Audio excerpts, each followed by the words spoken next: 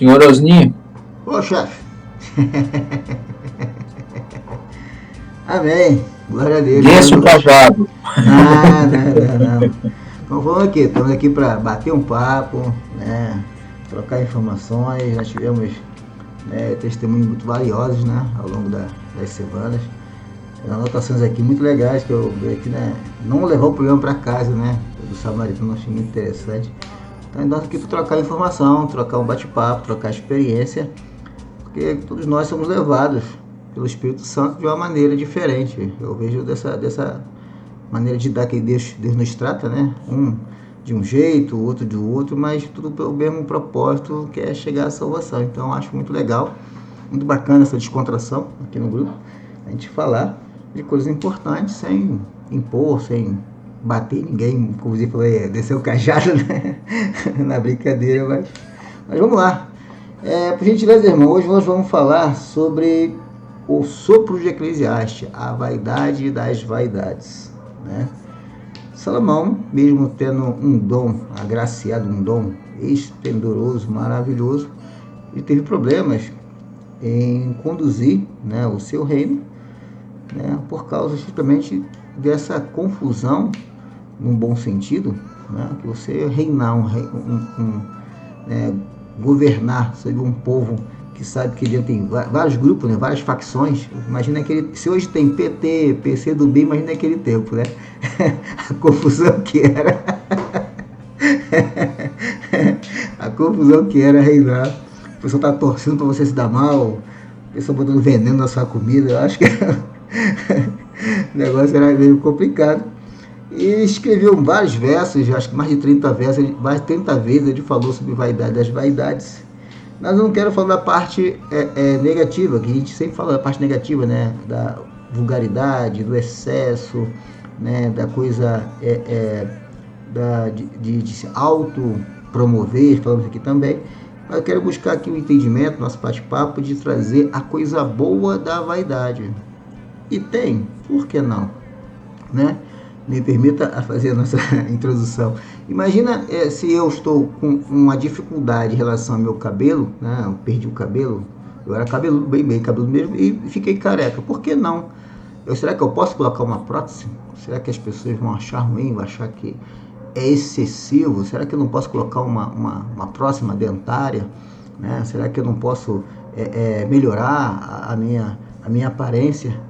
Eu estava lembrando, hoje à tarde, estava até rindo, que em 90 e pouco do meu trabalho, teve um mutirão para operar orelhas, né? Naquele tempo, em 92, 93, teve um mutirão, e tinha muita gente que tinha a orelha aberta, né? Naquele tempo, né? Não hoje em dia chama-se bullying, né? Naquele tempo o pessoal chamava o orelhudo, entre aspas, tá? Não sei o que estou dizendo, entre aspas, orelhudo, orelhudumbo, e as pessoas, tinha alguns que se sentiam oprimido, e teve essa oportunidade no hospital do Rio de Janeiro e a orelha ficava legal, você tirava a orelha e ficava pequenininha, então ficava muito bacana. Eu achei isso muito legal, né? Esse cuidado com a aparência não é excessivo, uma coisa, mas tem gente que fala, cortou a orelha, aí o pessoal fazia de outra, aí mudava a brincadeira, o cara agora botou a orelha biônica. Eu saí de uma coisa para cair na outra, né? E no futebol, todo mundo tinha apelido no futebol, um era entre aspas, de novo, né? Para evitar dizer que eu estou rotulando pessoas, cabeção, vareta, barrigudo. Hoje em dia, se falar isso, dá processo, né? Pessoal, estamos numa outra geração já, né? Passou 40 anos, tudo muda, né? Então, buscar dentro da mensagem de Salomão, em Eclesiastes, porque nós podemos tirar dessa, vou dizer assim, dessa crise que ele passou, que teve que buscar esse entendimento, para poder nos ajudar a viver dentro das nossas comunidades, porque eu percebi, né, em alguns lugares que eu passei, que pessoas acabam indiretamente ou diretamente, né, aqueles que são maldosos, que existe infelizmente em qualquer comunidade, em rotular pessoas e usa a vaidade positiva para oprimir pessoas. Aí eu ia trazer dois colegas de infância que eu tive no Rio de Janeiro há pouco tempo. Um foi hoje em dia ele é evangelista de comunidade, Mas ele se sentiu muito oprimido quando ele abriu uma padaria. Ele já tem uma loja, aí abriu uma padaria na mesma rua, e o pessoal começou a mexer com ele de tal maneira que ele ficou oprimido. Ele precisa aumentar a condição dele, a renda, porque ele faz comida. Ele sempre fala, pô, cara, tô com dificuldade de levar comida nas comunidades, comprar brinquedo para as crianças no dia de outubro, né, atender a Kombi quando quebra lá da comunidade, da igrejinha que tem lá.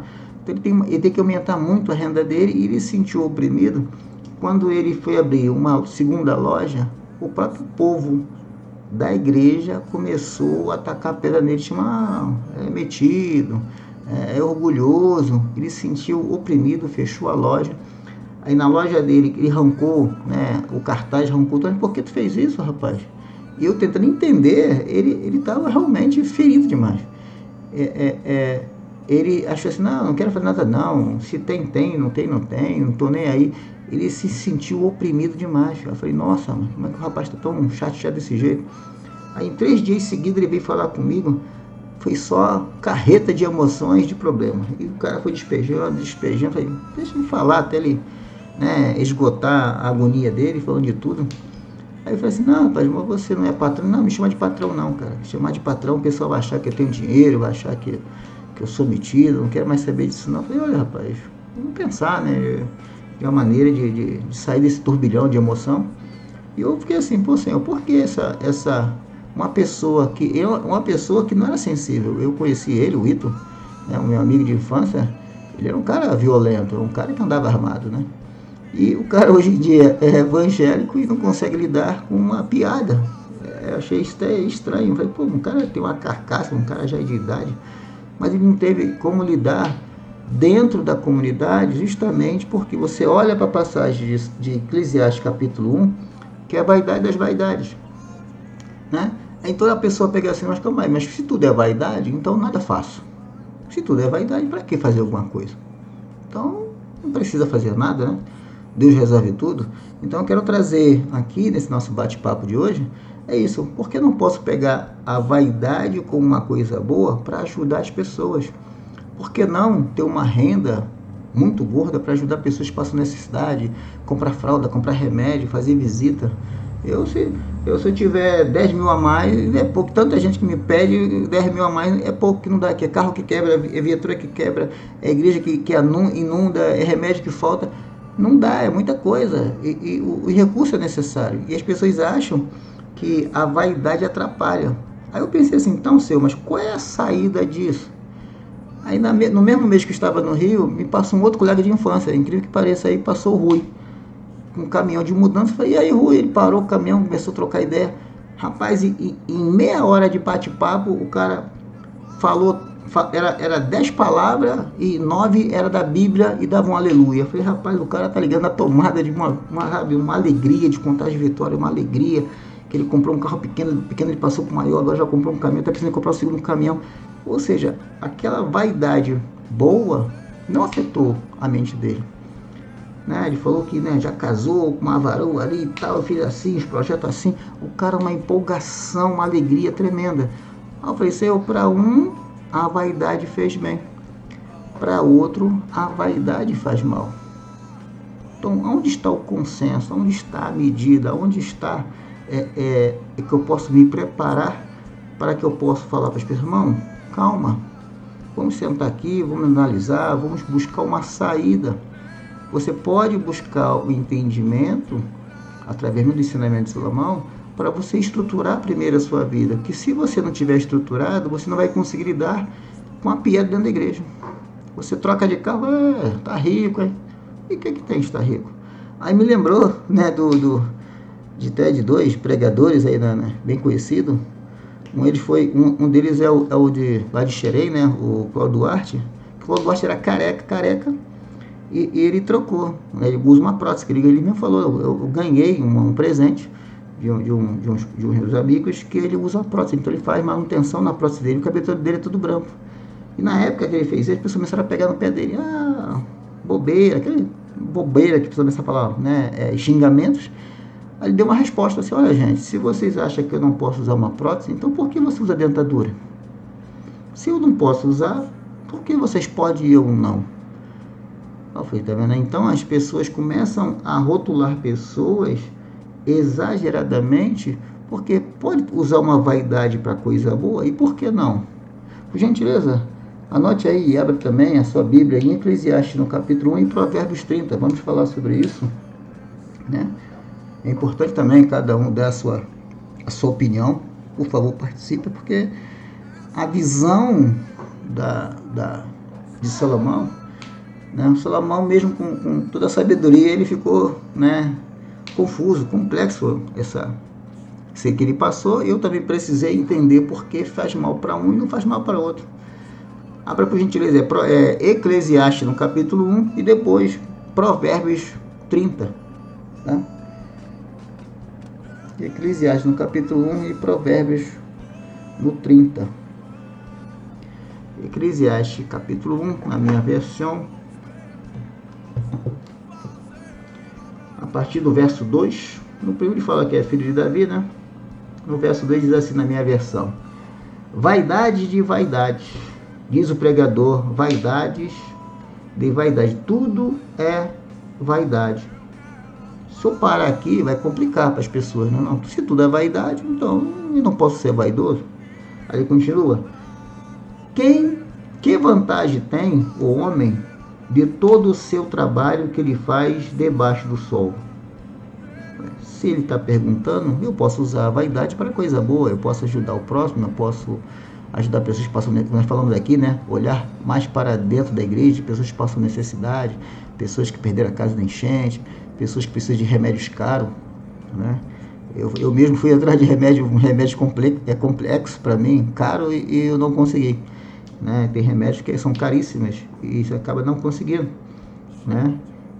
4. Uma geração vai e outra geração vem, mas a terra para sempre permanece. Então, se nada muda, para que eu vou me estressar? Mas Salomão, calma aí. Qual é o mistério desse sua momento de complexidade? Aí me leva no verso 14, mais à frente, por gentileza. No verso 12, começa no 12 que é melhor. Ele fala, né? O pregador, que é ele, fui rei sobre Israel, em Jerusalém, e apliquei o meu coração a esquadrinhar e a informar-me com sabedoria de tudo que se sucede debaixo do sol. Ele se esforçou a entender as coisas. Opa, então não basta apenas o que já aprendendo, eu preciso me aplicar o meu coração a esquadrinhar e a informar-me sobre tudo que se sucede. Como aconteceu com um colega lá, ele se chateou, fechou a loja, ele entrou em um estado depressivo, porque as pessoas dentro da comunidade começaram, não, que você é rico, agora ele falou assim, não, cara, não quero nem saber disso, tô estressado demais. Eu falei, rapaz, calma o coração, rapaz, isso vai passar essa tempestade, mas ele não sabia como passar. E já um outro que eu conheci, o Rui, também foi uma infância bem complicada, e o cara está feliz, está muito feliz com os empreendimentos dele, está com um caminhão de mudança bem grande, já está pensando em comprar um segundo, ou seja, o sucesso não fez mal para ele, e já o sucesso fez mal para o outro.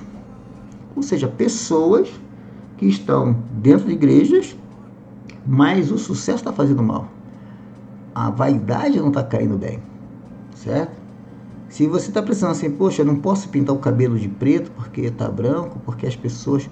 Por que não? Quem é que limita isso? Por que eu vou me cercear? Por que eu vou me chatear a mim mesmo, né? Me tolir de coisas que eu posso usar para o bem da minha família? Ah, não, eu vou andar a pé porque se eu comprar um carro, eu considero um exagero, mas eu também tenho que entender que tem pessoas que não têm essa capacidade de compreender. Certo? Como aconteceu esses dois colegas que teve agora há pouco tempo, que estive no Rio, e os dois colegas, um conseguiu, o outro não. Ou seja, não é falta de fé, não é falta de leitura bíblica, mas o cara não teve estrutura psicológica e emocional para passar por um processo, né, que as pessoas começam a olhar como vaidade. E o cara ficou chateado, muito chateado, e não conseguiu entender. Então eu posso parar de fazer, mas não, como o Salomão está dizendo aqui, 13, eu apliquei meu coração a esquadrinhar e a informar-me com sabedoria de tudo quanto se sucede debaixo do sol. Essa enfadonha ocupação deu Deus aos filhos dos homens.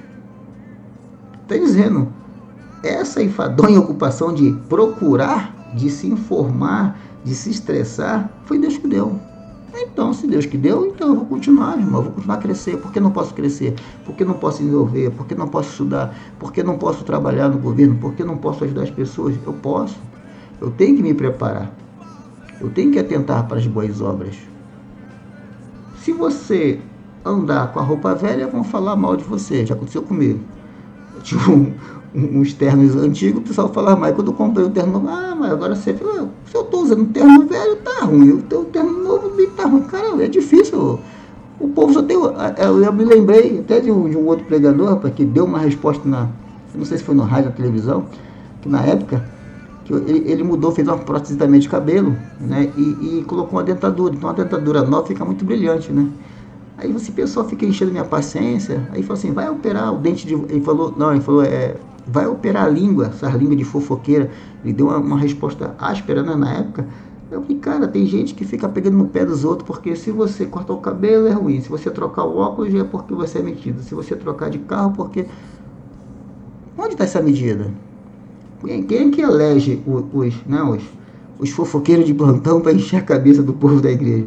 Cara, então, o que eu posso dizer aqui da palavra é que ele procurou se informar com sabedoria de tudo que se sucede debaixo do sol, porque foi dado aos filhos dos homens, para nela exercitar. 14. Atentei para todas as obras que se fazem debaixo do sol, e eis que tudo era vaidade e aflição de espírito. Vai acontecer, irmão, não adianta. Mesmo se você fizer ou não fizer, vai bater na sua porta. Então, eu posso me preparar para as coisas da vida? Posso.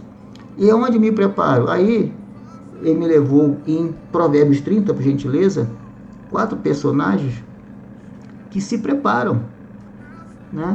Provérbios, no seu capítulo 30, a partir do verso 25, que ele mostra aqui insetos que se preparam para as condições do tempo, para as condições da vida, para o seu dia a dia, porque tudo muda, né? Nada é tão estável assim para ficar permanente, né? Diz assim, Provérbios 30, no seu verso 25, na minha versão, diz assim: as formigas são um povo impotentes e são pequenininhas. Se você esmaga um formigueiro, ela reconstrói, né? Todavia, no verão, preparam a sua comida. Aí está dizendo, olha a sabedoria de... Opa, calma aí.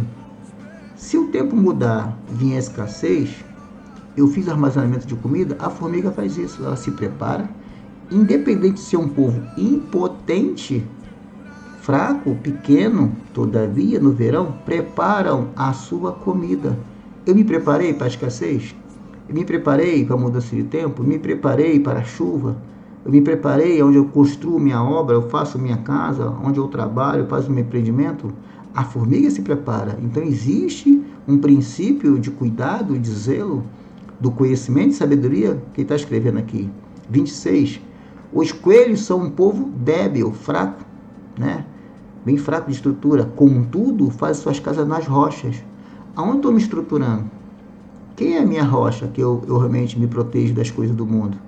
Eu sou uma pessoa tão fraca que basta alguém falar para mim que eu já quero sair da igreja, eu quero desistir de tudo, eu não quero mais trabalhar, o cara está tão chateado que não suporta uma piada. Construa sua casa na rocha, que eu estou dizendo aqui, contudo, faz sua casa na rocha, onde a raposa não pode cavar. 27. Os gafanhotos não têm rei, não têm líder. Contudo, todos saem em bandos e se repartem. Para o quê? Opa, não é de qualquer maneira. E são organizados mesmo sem um líder. Opa, calma aí. Eu tenho o quê? O grupo A vai para cá para o milho. O grupo B vai comer aqui o girassol. É isso que eu vejo nessa passagem. 28. A aranha, tem Bíblia que vai dizer, lagartixa, né? A aranha que se apanha com as mãos está no espaço dos reis. A aranha consegue entrar no lugar de glória, um lugar de gente rica. E por que eu não posso almejar ser alguém de destaque na sociedade para ajudar os mais necessitados? Não vou porque não dá, porque não consigo. Não há um limite. O que nós temos que ter essa preocupação, a gente sempre já sabe, é a vaidade das vaidades. Me autoexaltar, querer me autopromover, me vangloriar, isso já sabe, mas não é questão de saber, ou o problema só de saber, de não me preparar para o verão, não me preparar de como me organizar, aonde eu faço minha rocha, onde está minha esperança, aonde está que eu consigo pensar, calma aí, onde eu posso chegar? Se eu posso usar a vaidade para o bem, usa. Se eu posso usar a vaidade para benefício da minha família, por que não posso? Dentro daquela medida, lógico, né? Coisas, eu vou fazer uma extravagância porque eu mereço. Eu estou me auto-exaltando, isso já sabe, já falamos bastante aqui. Mas eu não posso parar também e sentar no meio-fio e dizer eu não vou chegar a lugar nenhum. Porque você está dizendo que o coelho faz uma casa na rocha. É complicado fazer uma casa na rocha. O gafanhoto tem uma organização por tarefa. Né? A aranha, ela chega o quê? No passo dos reis. E por que eu não posso? Não se deixe abater pelas más línguas, não deixe se abater pelo falatório, não deixe se abater por pessoas que normalmente as pessoas que são invejosas, ele vai dizer, você não vai chegar a lugar nenhum. Se a minha fortaleza, se meu preparo está na rocha, que tudo pode, ou seja, o meu Redentor vive e eu vivo daquele que é a minha rocha, que é Cristo, quem é que vai me abalar? Se o mundo não pode me abalar, é porque eu me deixo abalar, me deixo ser envolvido pelo um falatório que não vai me ajudar em nada, vai me botar para baixo. Se eu tudo posso daquele que me fortalece, vai em frente, irmão. Continue em frente, porque Salomão falou, calma aí, irmão, eu vou me debruçar e vou entender primeiro. Eu consigo entender isso aqui? Então eu vou prosseguir para frente. Amém, meu irmão? Espero que eu possa ajudar alguém que esteja passando por esse momento de dificuldade de entender que a vaidade não é só a parte ruim, também há um lado bom da história, de usar para coisas úteis da vida. E que os irmãos também participem com a sua opinião, que vai ajudar os irmãos que vierem assistir ao longo da semana, que possa completar e capacitá-los para o nosso dia, nossa vida aqui na Terra. Amém? Obrigado, Ricardo. Obrigado, senhores, pela paciência. Um grande abraço a todos. Amém, Asni. A gente que agradece, irmão. Palavra abençoada. Dedé, como você chegou cedo, deixa você falar primeiro, tá? Depois eu Boa noite, meus irmãos, Ricardo e toda a companhia, pastor Carlinho, que beleza, tá aí. Isso é bom demais. Ricardo, Edson, Richard, é isso? Beleza, Francisco, Osni. É isso, rapaz, é muito bom. Vaidade é bom. Nós temos que ter um pouco de vaidade, sim, rapaz. Se você não pintar o cabelo, não dar uma arrumada, não, não tá certo. Tem que ter um pouquinho de vaidade. O que não pode ter é exagero, né? Tudo tem sua dosagem correta. Nós temos que se cuidar, nós temos que. Mas para o nosso bem, é muito bom a gente colocar uma camiseta que gosta, uma roupa que gosta e sair, é bom demais. Mas tem os limites, né? E tem pessoas que eles se preocupam muito com o que falam ao nosso redor. E a gente? Se a gente for preocupado com isso, acontece isso com um rapaz que não progrediu preocupado com o que falavam dele, enquanto que o outro, né, dois bons exemplos que você deu aí, o outro não ligou para isso e foi em frente. É isso que Deus quer. Né? Acredite nele, em Deus. Sim, isso sim. Mas não devemos estar preocupado com o que falamos, porque falar, o pessoal vai falar, não tem jeito. Ou de bem ou de mal, mas ele vai falar e fala muito. Então não se preocupe. Leve as coisas sempre, analisar sempre o lado positivo de tudo. Não perder sua vaidade, porque quando você perde ela 100%, então você já parte para um lado negativo das coisas, de não se cuidar, de nada para você tá bom. E eu até falo assim que a não vaidade, a vaidade zero já é para uma depressão, é mais ou menos isso. Não, acredite sempre em Deus, coloque claro, tudo, tudo nós temos que ter Deus no nosso caminho, né? É, e sempre ter sua dosagem certa, certa das coisas, saber até onde você pode ir, aonde você não pode ir. E é isso, meu irmão. Passo a palavra um pouquinho já para os outros, tem bastante gente, cada qual comentar um pouquinho. Isso é muito bom. Obrigado, Dedé. Você Ah, estava pensando aqui, eu acho que o limite da vaidade é a soberba, né? sim, sim, Porque a vaidade, eu acho que tudo bem, mas quando a pessoa passa, o excesso de vaidade pode ter o risco da pessoa se ensoberbar. Então, eu acho que é exato, esse que é realmente a sabedoria que a gente tem que ter, né? Para que a gente não exatamente, corra é esse isso risco. excesso, tudo tem sua dosagem. Se você for demais, você passa para isso aí, já passa a ser a soberba. Nem de mais, nem de menos. Tem que ter uma linha, né? Exatamente, e complementando até o que o Ricardo falou aí, o que acontece?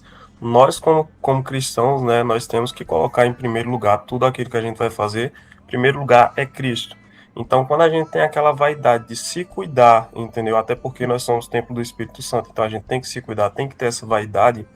Mas quando essa vaidade passa do limite, a gente para de pensar em nos cuidar, é, digamos que para Cristo, a gente começa a pensar na gente mesmo, entendeu? E o ego começa a subir a cabeça ou coisa nesse sentido. Então, quando passa desse limite, aí a vaidade já não é mais sadia, digamos assim. A vaidade é sadia até o ponto em que a gente está se cuidando ali e colocando Cristo em primeiro lugar, e por isso a gente está cuidando da gente. Eu acho que é mais ou menos por essa linhagem aí. Ei, boa noite, meus irmãos. Prazerzão estar com vocês. Cheguei um pouquinho atrasado, que toda primeira semana a gente tem uma semana de oração na igreja, então é difícil sair correndo de lá e chegar aqui. Mas chegamos. Não sei se eu consegui compreender, né, porque peguei, como diz na gíria, né, o bonde andando. Não sei, mas eu sempre digo, quando tenho oportunidade de falar sobre vaidade, quando Salomão aborda aí a vida debaixo do sol, né? Eu sempre falo que a vaidade, um pouco de vaidade, não faz mal a ninguém. Eu acredito que não, temos que ter, como os irmãos falaram aí, e com muita sabedoria e propriedade. Mas também eu vejo um outro lado para nós, né, que cristãos, que pertencemos à igreja, e é um ciclo que tem pessoas que têm um pouco mais do que as outras, a gente saber também se posicionar. Há lugares que a vaidade, ela dosada dentro de um limite, ela passa quase despercebida. Mas dentro de um ambiente cristão, se a gente exagerar um pouquinho, aí ela é percebida e muitas vezes ela, além de ser percebida, notada, ela é mal julgada pelas pessoas. Então a gente tem que ter muito cuidado, porque o nosso ambiente cristão, não era para ser assim, mas Existem muitas pessoas lá que acham que aqueles que podem andar com um carro novo, com a roupa melhor, né? Eles estão assim na soberba, como nosso irmão está falando ali em cima. Então a gente tem que pedir muito discernimento a Deus, ter muito discernimento, né? Pelo ambiente que nós como cristãos frequentamos. Porque, por exemplo, se eu tivesse um poder aquisitivo alto, né? Um padrão alto de vida, o meu ambiente jamais seria o ambiente hoje parecido com a minha igreja, que tem praticamente lá uns 1%, quase nem isso, que tem uns carros melhores, e a maioria tem uns carros bem suadinhos, bem machucados. Então a gente tem que ter essa compreensão também, esse limite. E às vezes não usufruir daquilo que podemos usufruir em detrimento do irmão, como a Bíblia fala lá da questão do escandalizar, né? Às vezes nem é a prática nossa que é o pecado em si, mas às vezes a nossa soberba se transforma e acabamos querendo mostrar para as pessoas o que temos, o que podemos, o que conseguimos, e isso não vejo como ofensa, mas muitas pessoas tomam isso como ofensa para si mesmo. e às vezes até se julgando, né, inferior, que não consegue atingir o objetivo do outro, e dentro, muitas vezes, de um conceito de que aqueles que conseguem são abençoados e aqueles que não conseguem são amaldiçoados. Aquela visão lá do Velho Testamento, né, aquela visão do jovem rico, naquele momento que ele apresenta Jesus. Ele conhecia a lei, conhecia toda a palavra, mas por ser rico, bem-sucedido, a tradição julgava ele ser muito abençoado. E quando Jesus chega para ele, fala: só falta uma coisa para você ser abençoado.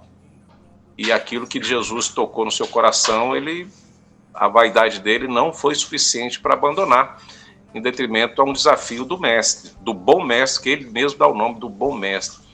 Então volto a repetir, que eu acho que um pouco de vaidade não faz mal, não é pecaminoso, mas às vezes o ambiente que nós frequentamos, mesmo que a gente tenha no direito de ostentar uma coisa ou outra, às vezes não é muito sábio ostentar, em detrimento da fraqueza do irmão que está ao lado ali.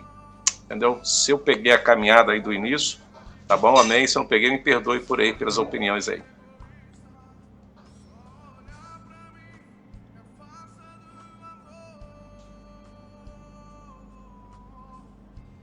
Mas sabe o que é? O senhor falou uma coisa, eu fiquei pensando, pastor, eu acho engraçado, né? No nosso, realmente, na igreja, a gente tem que tomar todos esses cuidados. Mas em compensação do lado de fora, no mundão, é o oposto, né? Porque a gente vê a influência que esses influencers têm na sociedade, e é tudo soberba, é tudo vaidade, mas assim, e as pessoas gostam disso, elas se sentem bem de repente estar próximo de alguém que tem dinheiro. É um negócio muito louco, né? É um sentimento muito pobre, né? Muita falta de Jesus mesmo no coração, né? E vive disso. Eu estava vendo agora no jornal uma influência orientando as mulheres a dar whey para as crianças.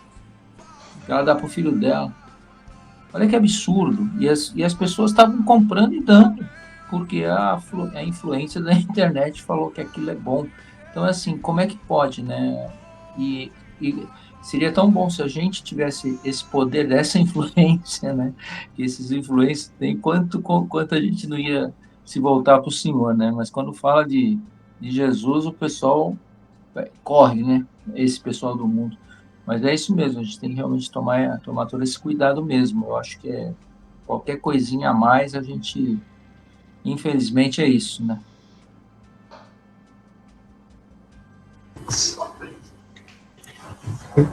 Eu quase me identifiquei no comecinho, já fazendo um comentário aqui. Colocar cabelo, essas coisas aqui, não é vaidade, né? Eu falo assim: eu acho que eu vou ter que colocar cabelo, essas coisas todas aí, porque isso não é vaidade.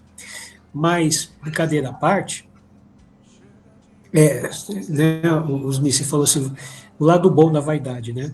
Acho que, na verdade, se a gente, depois aí, em Eclesiastes, é muito filosófico, né? O Salomão fica refletindo sobre as questões da vida, mas, no geral, acho que ele fala sobre desfrutar das pequenas coisas que Deus dá.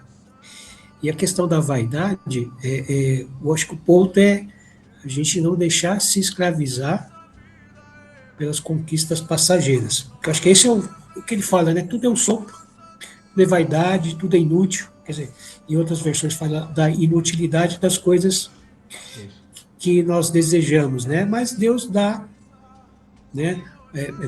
Bênçãos, oportunidades que a gente possa desfrutar aqui nessa vida.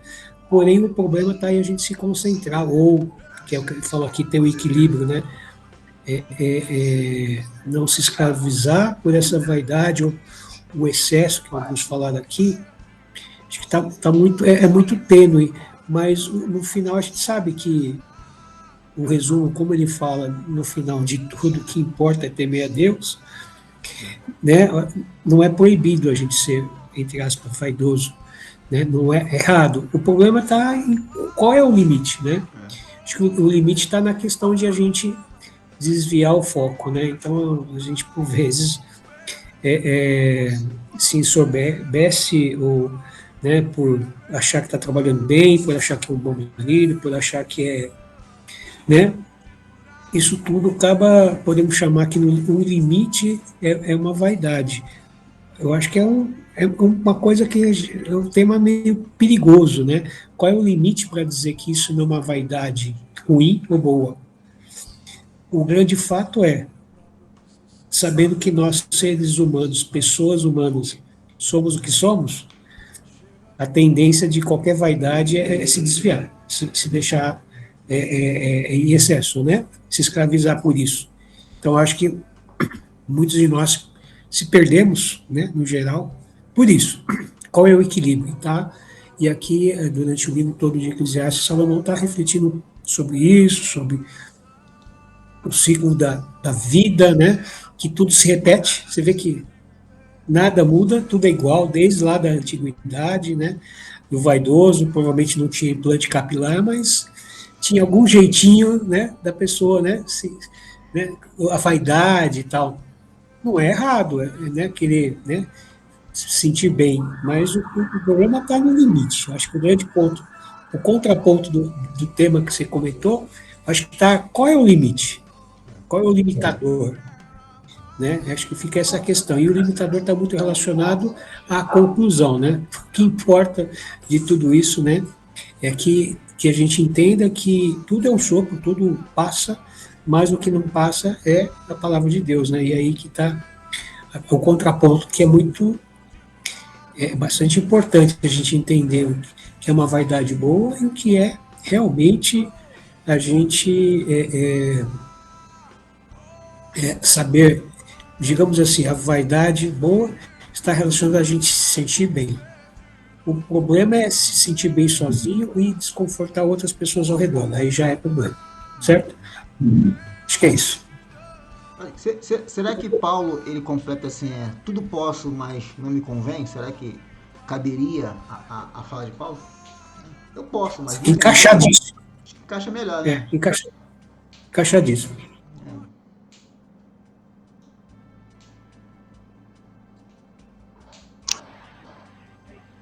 Bom, irmãos, boa noite, a paz. Eu cheguei também um pouco atrasado na reunião, só que do que eu comecei a ouvir do irmão Osni, da vaidade bom, né? O lado bom da vaidade, né? Fiquei pensando aqui, né, na parte generosa, né, na parte de você ser abençoado e com sabedoria compartilhar, né, da bênção.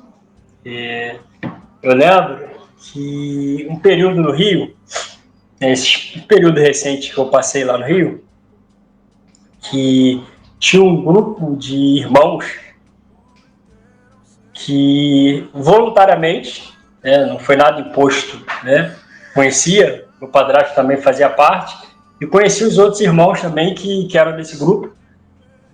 Não foi uma imposição, né, dos líderes, né, do pastor, foi algo que eles sentiram no coração por conta da comunhão que tinham uns com os outros, de ajudarem, né, pessoas em seus lares, nas suas casas.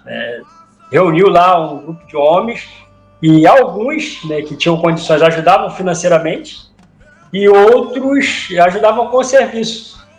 E por um período, o que eles faziam? Reforma, né, na casa de membros da igreja, né, que estavam, né, com dificuldade, eles tinham ali a abertura, porque conheciam, né, estavam na comunidade, e faziam ali uma triagem, né, oravam e abençoavam. Não, a gente vai abençoar a família tal.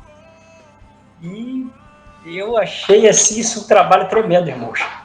Conheci pessoas que, né, seus lares, né, foram contemplados com essa bênção, e a estratégia dos irmãos, né? Não somente aqueles que poderiam contribuir financeiramente, mas no serviço. Eu sou pedreiro, eu sou pintor.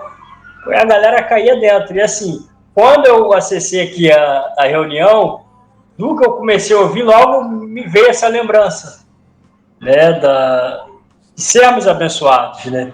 Eu acredito que a bênção não é para parar na gente, né? Não é para parar na nossa família. mas também, né, uma ministração que, aquelas ministrações que a gente não esquece, a gente também tem que tomar cuidado para não entrar nas guerras, né, de quem Deus está trabalhando. Então, assim, é tudo com equilíbrio, buscando a sabedoria de Deus, mas uma forma de estar contribuindo, né, com a comunidade.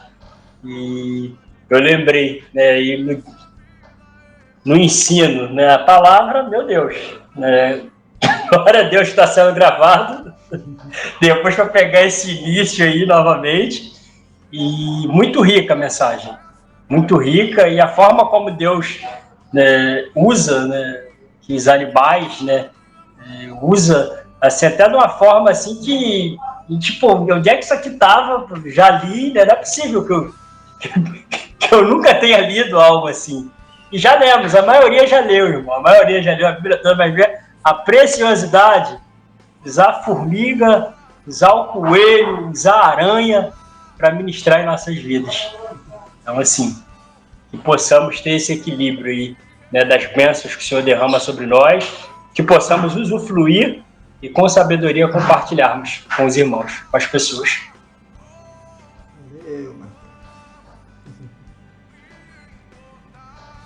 Amém.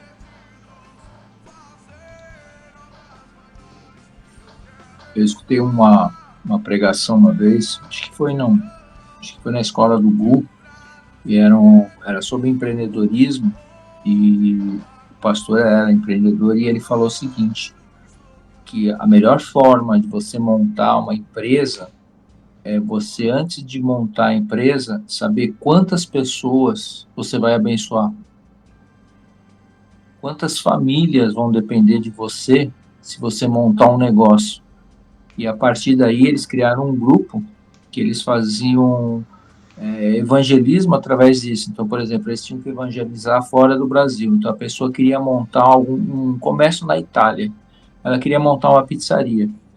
Então, eles apoiavam essa pessoa, só que ela tinha que ter um número X de famílias que ela ia contratar como funcionários da empresa e, óbvio, evangelizar essas pessoas. Então, eles usavam do empreendedorismo uma forma de evangelismo. Então, a história de montar o negócio, aí eu fiquei com isso na cabeça. E é uma coisa que eu sempre comento, eu já comentei até isso com o Richard. Quando você pensar em montar um negócio, uma empresa, quantas famílias a gente vai poder ajudar? Quantas pessoas vão estar trabalhando para a gente? Quantas pessoas nós vamos evangelizar? Então, quando você coloca isso na frente, Deus quer que a gente faça isso, né? Então, ele se agrada, porque você não está sendo vaidoso ao ponto de só, não, eu vou ficar rico, eu vou ter dinheiro, vou trocar de carro. Não. Você está primeiro se preocupando com quantas pessoas você vai abençoar. E a partir daí, a coisa flui. Eu achei muito interessante esse inverso da situação, sabe? E aí é tudo isso que a gente colocou, e dentro dos limites, né? O problema é não passar do limite, nem se ensoberbar por isso também, mas eu lembrei, estava comentando isso, Marquinhos, eu lembrei dessa palestra, foi muito bacana, muito interessante mesmo.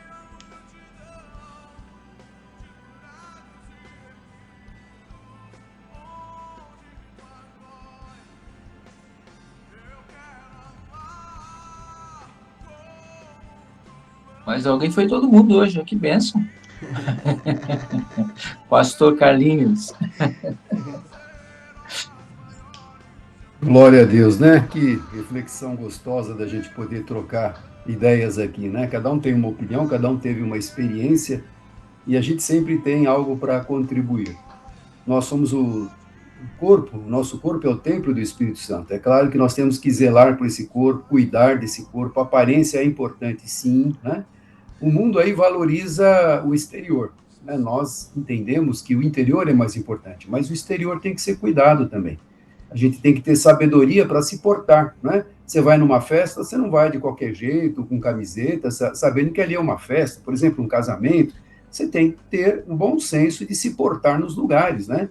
Onde você vai ser convidado para participar. Então, é claro que isso vem também da sabedoria que Deus dá para a gente se comportar.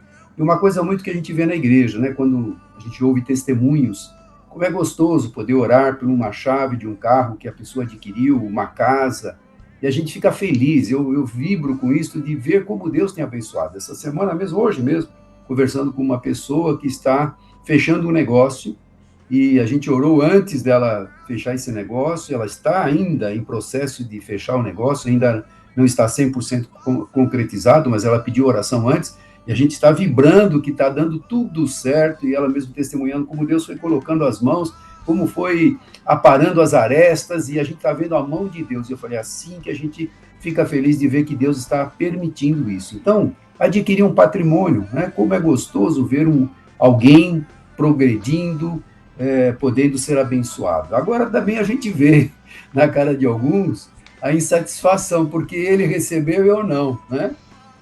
O Marquinhos uma vez falou assim, é fácil chorar com os que choram, mas se alegrar com os que se alegram é difícil, né? Mas, infelizmente, não deveria ser, mas existem pessoas que ainda estão pensando assim, por que ele já recebeu a sua bênção e eu não recebi?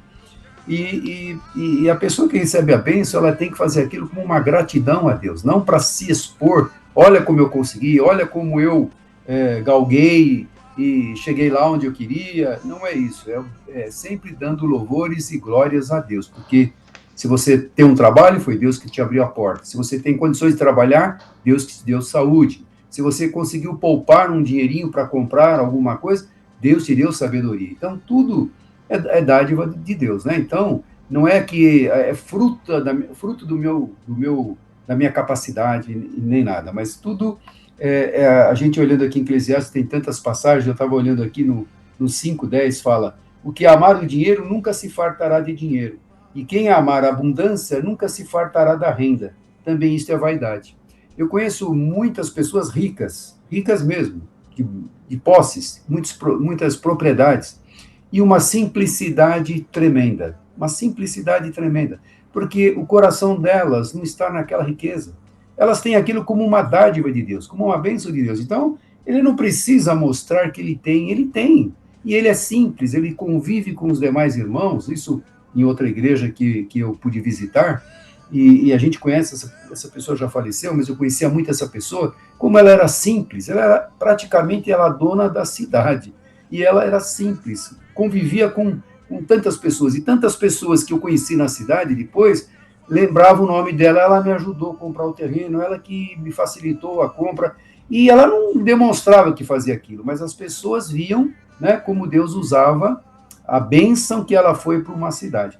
Então eu vejo, aquele que amar o dinheiro nunca vai se fartar dele, né, sempre vai querer ter mais. Eu tenho pessoas assim na minha família, infelizmente, na minha família tem pessoas assim, que só pensam em construir, em ganhar, em dinheiro, e eu fico pensando, a vida vai embora, eles já estão aí com 80 e poucos anos, pensando em ganhar mais e mais, e a eternidade. Então, eu fico pensando, né, a gente tem que ter, mas tem que ter também a consciência que tudo vem de Deus. E nesse mesmo capítulo 5, o 10, o 18, ele fala assim, e eis que eu vi uma boa e bela coisa, comer e beber e gozar cada um do bem de todo o seu trabalho, em que trabalhou debaixo do sol, todos os dias da sua vida que Deus lhe deu, porque esta é a sua porção.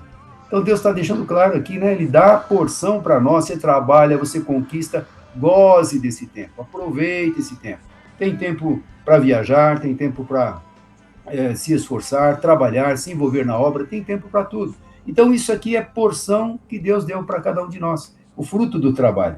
E aí, no 19, ele fala, e quanto ao homem, a quem Deus deu riquezas e fazenda, e lhe deu poder para delas comer, e tomar a sua porção, e gozar do seu trabalho, isto é dom de Deus. Né? Então, nem todo mundo vai ser rico, nem todo mundo vai ter posses, mas aquele que Deus concedeu, porque conhece o coração, né?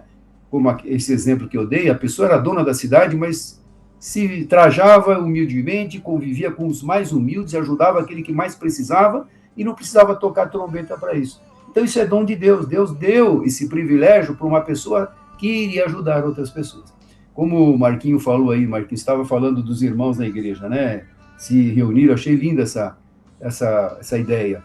E eu tive isso dentro da minha família. Eu era garoto, meu pai, eram em 10 irmãos, um faleceu, eram 11, um faleceu, ficaram em 10 irmãos. O que eles faziam? Trabalhavam de segunda a sábado, e no domingo de manhã, eles se reuniam, os irmãos se reuniam e os sobrinhos mais velhos, e construíram a casa de cada um.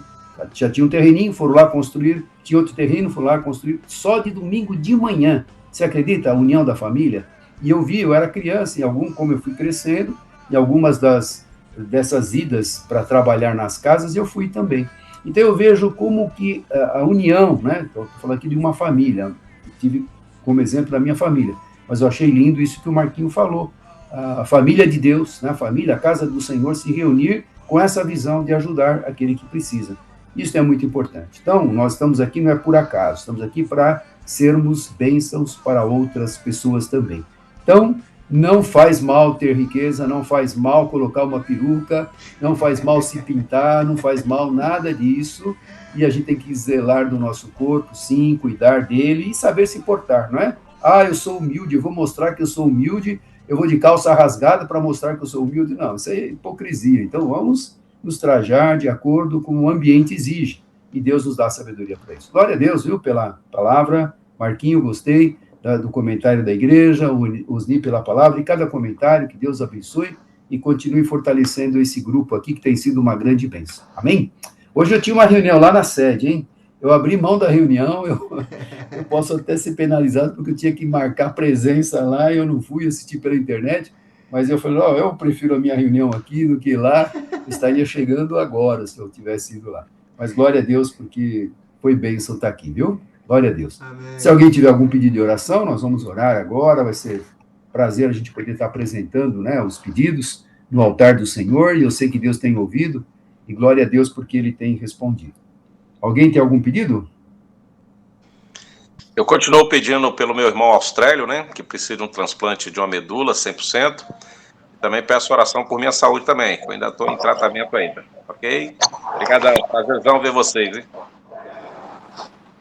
Pastor Carlinhos, ora pelo nosso país, continua forte nessas orações que vai dar certo. E oração também pelo um garotinho aí de 5 anos, que alguém do grupo aí, eu não estou lembrado, que pediu oração. Não sei nem o nome do garotinho, mas eu fiquei um pouco sensibilizado com isso, com esse pedido de oração, para um garotinho de 5 anos que está... Foi você, Marquinho, que tem um amigo que tem um garotinho de 5 anos com, acho que, câncer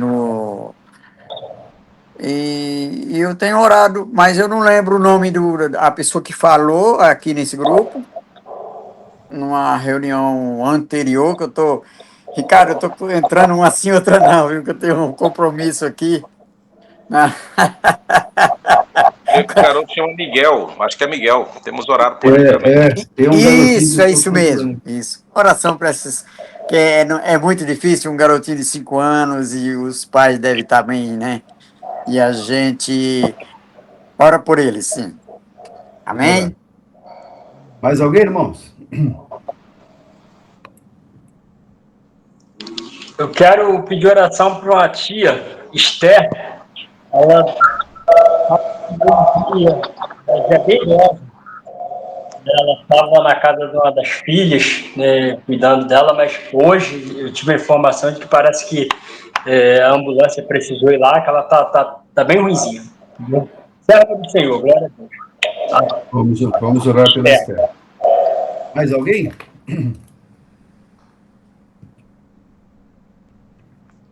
Então vamos orar, irmãos. Também peço que o Senhor Deus continue me abençoando. Também estou em tratamento, né? Que Deus quiser vai dar tudo bem, mas ainda preciso das suas orações. Então vamos orar.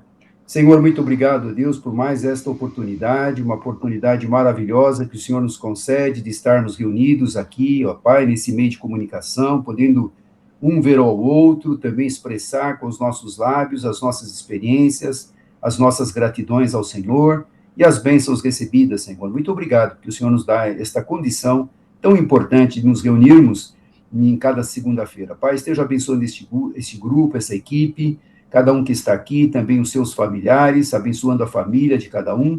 Tu sabes as lutas, as dificuldades, as necessidades. Portanto, ó Pai, colocamos que esse grupo possa crescer, que possa cada vez mais estar firmados na Tua palavra, que possamos ter experiências para trocar aqui, para sermos bênçãos para outras vidas também. Colocamos agora o Austério, Senhor, que precisa do transplante de medula.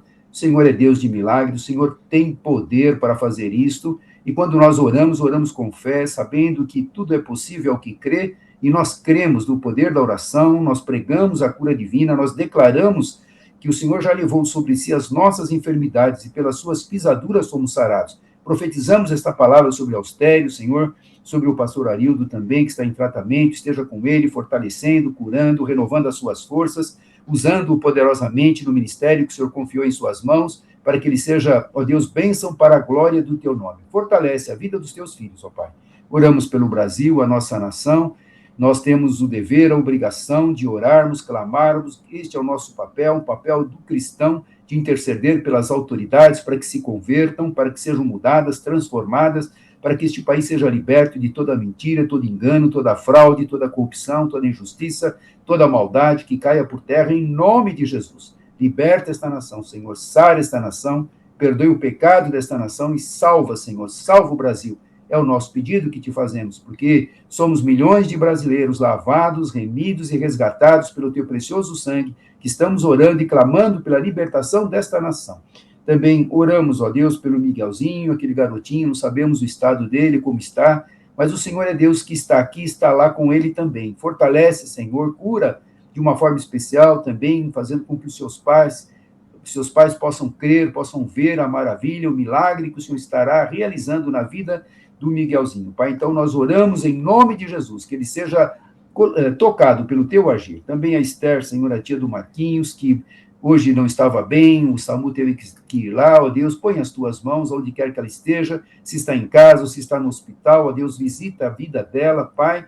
Nós clamamos porque cremos que o Senhor está ouvindo o nosso clamor, porque a tua palavra nos assegura. Onde estiver 2 ou mais, ali o Senhor estaria. O Senhor está aqui, porque o Senhor prometeu que estaria conosco todos os dias até a consumação dos séculos. E nós cremos na tua palavra, cremos na tua misericórdia e compaixão. Também, Senhor, dá a cada um de nós uma noite tranquila, de paz, de repouso, um sono reparador, e uma semana, Senhor, que estamos iniciando, que seja uma semana próspera, uma semana de paz, uma semana abençoada, uma semana de vitórias, tudo para louvor e honra do teu nome. A nossa oração de gratidão, em nome de Jesus. Amém e amém. Amém, amém. Que maravilha. Amém, pastor. Que todos tenham uma noite tranquila, noite de paz. Amém.